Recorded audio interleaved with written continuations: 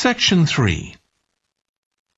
You will hear a trainee music teacher called Joe talking to his supervisor about the school marching band that he has been given responsibility for. First, you have some time to look at questions 21 to 26.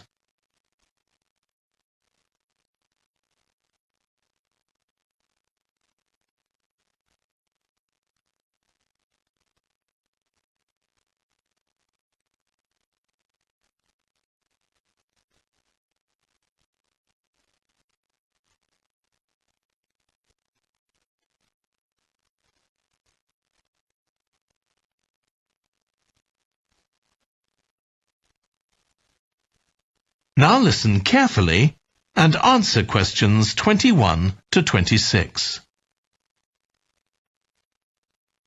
So, how are you getting on with your teaching practice at the high school, Joe? Well, I've been put in charge of the school marching band, and it's quite a responsibility. I'd like to talk it over with you. Go ahead.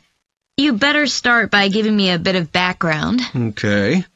Well, the band has students in it from all years, so they're aged 11 to 18, and there are about 50 of them altogether.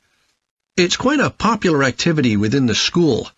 I've never worked with a band of more than 20 before, and this is very different. I can imagine. They aren't really good enough to enter national band competitions, but they're in a regional one later in the term. Even if they don't win, and I don't expect them to, hopefully it'll be an incentive for them to try and improve. Yes, hopefully. Well, now the town council's organizing a carnival in the summer, and the band has been asked to perform.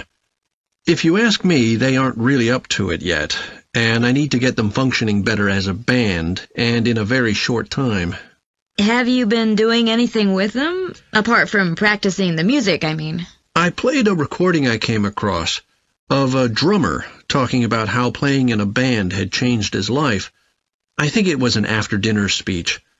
I thought it was pretty inspiring, because being in the band had stopped him from getting involved in crime. The students seemed to find it interesting, too. That's good.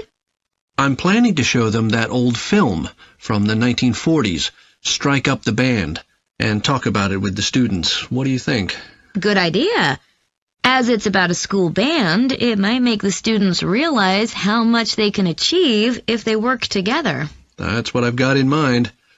I'm hoping I can take some of the band to a parade that's going to take place next month. A couple of marching bands will be performing, and the atmosphere should be quite exciting. It depends on whether I can persuade the school to hire a coach or two to take us there. They sound like good ideas to me. Thanks. Before you hear the rest of the discussion, you have some time to look at questions 27 to 30.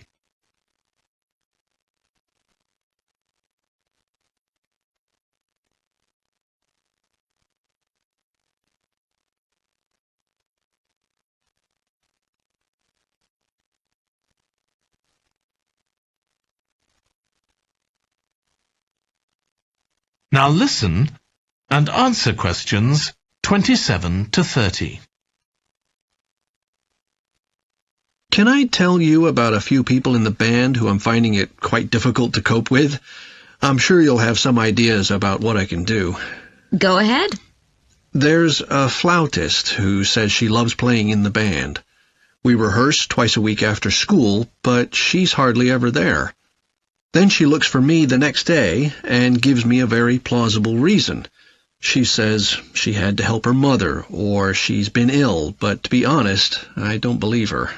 Oh dear. Any more students with difficulties? Plenty. There's a trumpeter who thinks she's the best musician in the band, though she certainly isn't. She's always saying what she thinks other people should do, which makes my job pretty difficult. She sounds a bit of a nightmare. You can say that again. One of the trombonists has got an impressive sense of rhythm and could be an excellent musician, except that he has breathing difficulties, and he doesn't really have enough breath for the trombone. He'd be much better off playing percussion, for instance, but he refuses to give up, so he ends up only playing half the notes.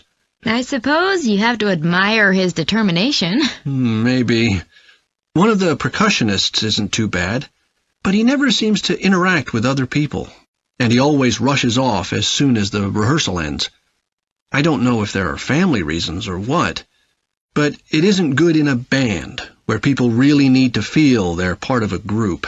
There are others too, but at least that gives you an idea of what I'm up against. Do you have any thoughts about what I can do, Lizzie? That is the end of section 3. You now have half a minute to check your answers.